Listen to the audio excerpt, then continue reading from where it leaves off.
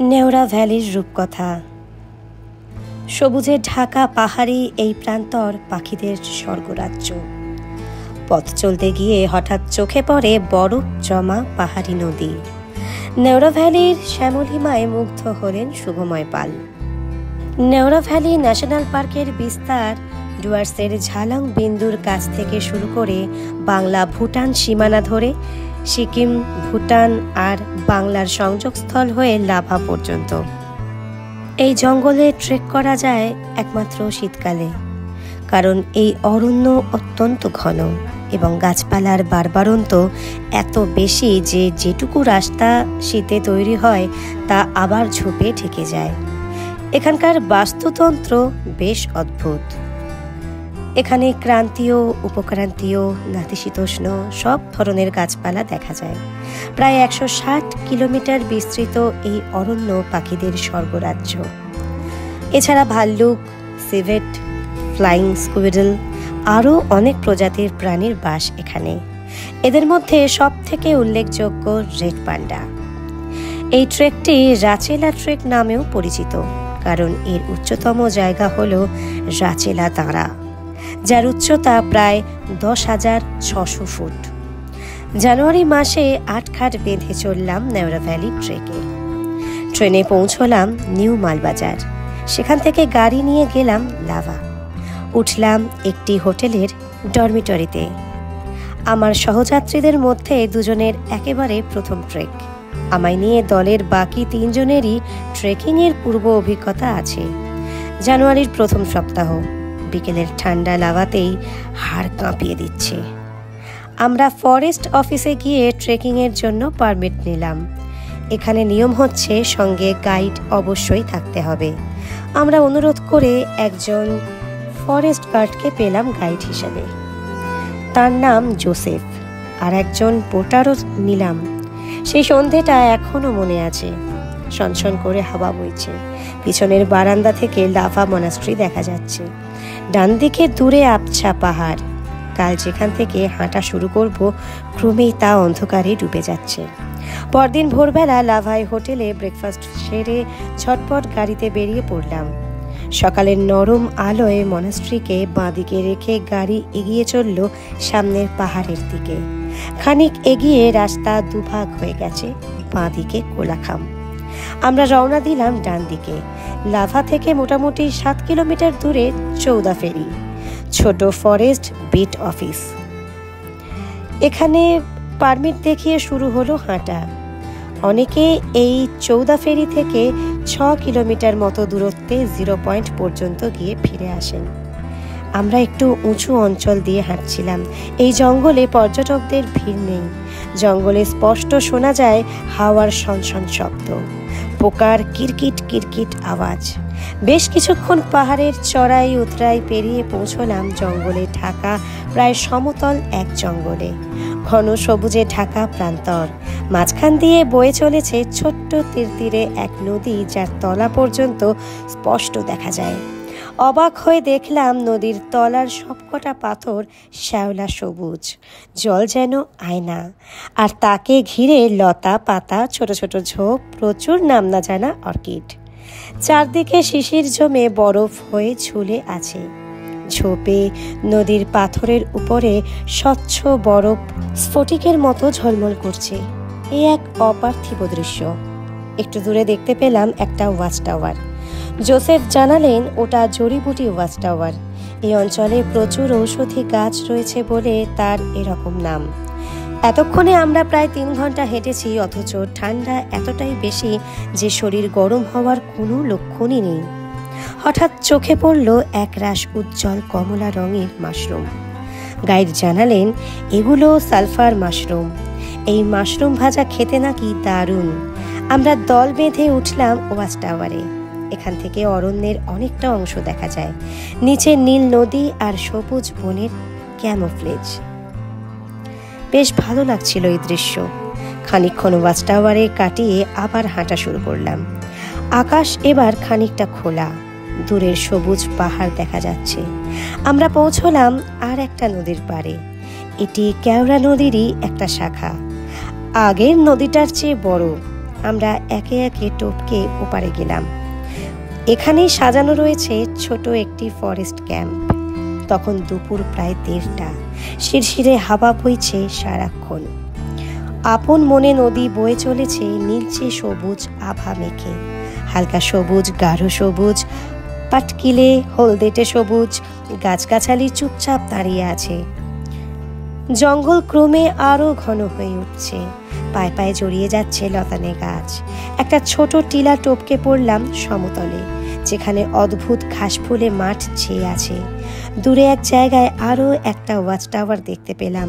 Guide জানালেন ওটা ভাঙা, এখন আর ওঠা যায় না। ঘাসবন পেরিয়ে আবার চড়াই শুরু হলো। এই জঙ্গলের সবচেয়ে বড় বৈশিষ্ট্য একই জায়গায় এত ধরনের বিপরীতধর্মী গাছের সমাবেশ। এতক্ষণে বেশ খিদে পেয়েছে। খাওয়া দাওয়া শেষ করে আবার আমরা হাঁটতে শুরু করলাম। উপরে পাহাড়ের খোঁজে দূর থেকে একটা ছোট ঘর চোখে পড়ছে। ওটাই আলুবাড়ি ফরেস্ট ক্যাম্প।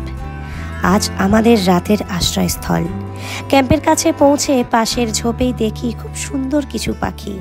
চিনতে পারলাম এরা ব্ল্যাক ফেসড লাফিং থ্রাশ। সারাদিন হেঁটে আমরা সবাই ক্লান্ত। বিকেলবেলা ক্যাম্পের বাইরে দাঁড়িয়ে সূর্যাস্ত দেখলাম। নিভে যাওয়া আলোয় পাতা ঝরা গাছেরা তৈরি করছে অদ্ভুত সিলুয়েট। লালচে কমলা রঙের ছোট ছোট রেড হেডেড বুলফিঞ্চ একটানা কিচিরমিচির করে চলেছে। এমন সৌন্দর্য দেখে সব ক্লান্তির কথা ভুলে গেলাম। পরদিন ভোরবেলা উঠলাম। দিনের আলো তখন ঠিকমতো ফোটেনি। অল্প আলোয় তীব্র ঠান্ডায় আমরা সবাই জড়সড় হয়ে আছি। শিশির ভেজা বারান্দায় গরম চায় চুমুক দিলাম। এরপর আবার ট্রেকিংয়ের প্রস্তুতি শুরু হলো। আজ হাঁটবো রাচেলা পাস বা রাচেলা দাঁড়া হয়ে রুখা ক্যাম্প পর্যন্ত।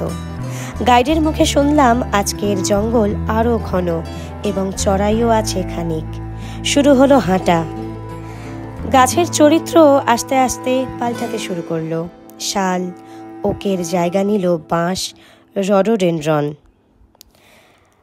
ঘন জঙ্গলে রোদ প্রায় নেই বললেই চলে, তাই স্যাঁতস্যাঁতে ভাব চারদিকে। চলতে চলতে ঢুকে পড়লাম একেবারে ঘন জঙ্গলে। চারদিক বাঁশ গাছ ভর্তি, ঘন অন্ধকার। জোসেফ বললেন এখানেই রেড পান্ডা দেখা যায়।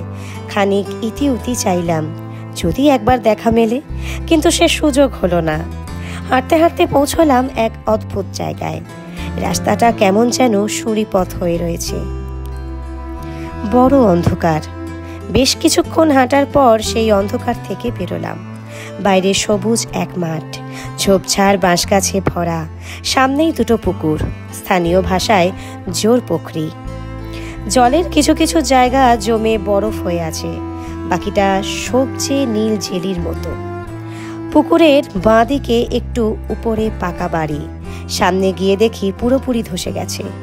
রাচেলা পাস বা দাঁড়া হলো ঠিক এর পরে। এই জায়গাটিকে ট্রাই জংশনও বলে।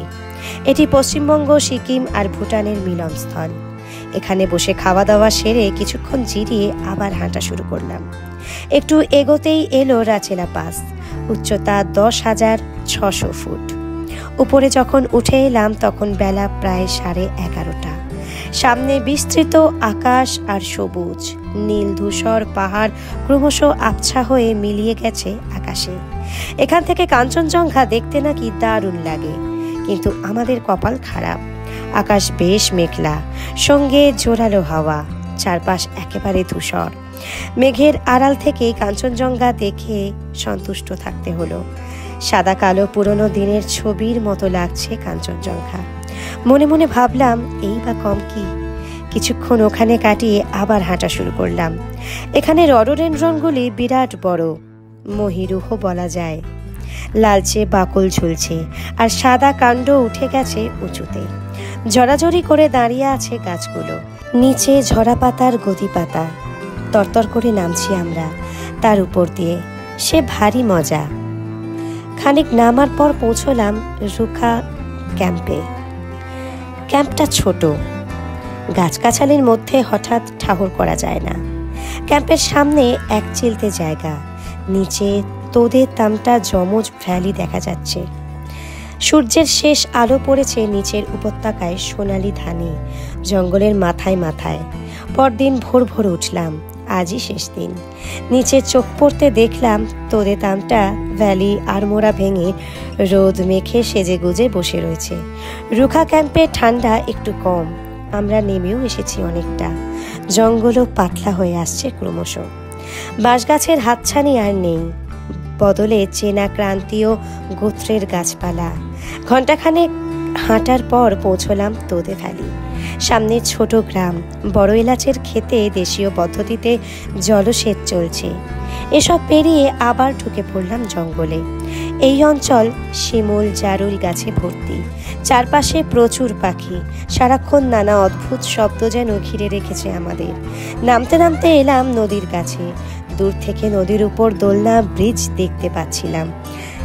কাছে এসে দেখি ব্রিজের মাঝখানে কিছু নেই, মানে পাথর টপকে নদী পেরোতে হবে। নদীর এই পারে তামটা ভ্যালি, পাহাড়ের গায়ে ধাপ চাষ করা হয়েছে। সুন্দর এক ভূমিরূপ তৈরি হয়েছে ধাপে ধাপে। তামটা বাজারের কাছে পৌঁছে একটি হোমস্টেতে থাকার ব্যবস্থা হলো। কাল বাড়ি ফেরার পালা। এই 3 দিন ধরে নিবিড় জঙ্গলে অনেক কিছু শিখলাম। আদিম পৃথিবী কতটা অন্যরকম ছিল তার কিছুটা আঁচ পেলাম এই ট্রেকে। হাতের কাছে এরকম একটা জায়গা যে আছে, এখানে না এলে জানতেও পারতাম না। কিছু জরুরি তথ্য এই ভিডিওয়ে দিয়ে রাখলাম। পারমিশন, গাইড, থাকা খাওয়া নিয়ে ট্রেকের জন্য জনপ্রতি খরচ মোটামুটি ৬,০০০ টাকা। এছাড়া যাতায়াত ও লাভায় থাকা খাওয়ার খরচ আলাদা। গাইড জোসেফের নাম্বার ডেসক্রিপশনে দিয়ে দিলাম। এখানে নানা ধরনের পাখি দেখতে পাওয়া যায়। ভালো করে পর্যবেক্ষণ করতে চাইলে বাইনোকুলার সঙ্গে রাখতে ভুলবেন না। জঙ্গলের ভিতর কোথাও কোথাও বেশ অন্ধকার, সঙ্গে টর্চ রাখুন। পা ঢাকা মজবুত জুতো পরুন। ঠান্ডা থেকে বাঁচতে ফ্লাস্কে গরম জল বা চা রাখতে পারেন। এবার বলি কিভাবে যাবেন। শিয়ালদহ থেকে ট্রেনে এনজেপি বা নিউ মালবাজার নেমে গাড়িতে লাভা পৌঁছন। হাঁটা শুরু লাভা থেকে, শেষ তামটা ভ্যালিতে। সেখান থেকে গাড়িতে নিউ মালবাজার বা এনজেপি গিয়ে ফেরার ট্রেন ধরতে পারবেন। কোথায় থাকবেন? সবচেয়ে better option hotel orchid lava. Double বেডের ভাড়া ২,২৪৩ টাকা থেকে শুরু। কন্ট্যাক্ট নাম্বার ডেসক্রিপশন বক্সে থাকবে। তবে হোটেলের ভাড়া পরিবর্তন সাপেক্ষ, সরাসরি যোগাযোগ করাই বাঞ্ছনীয়।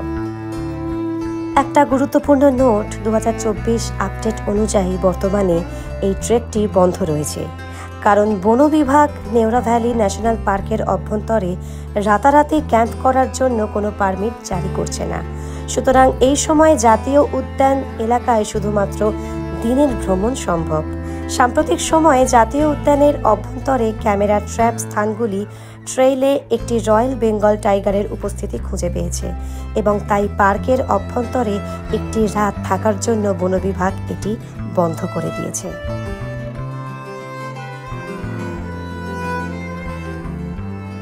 Life on the road. আজকের ভিডিওটা এখানেই শেষ করলাম।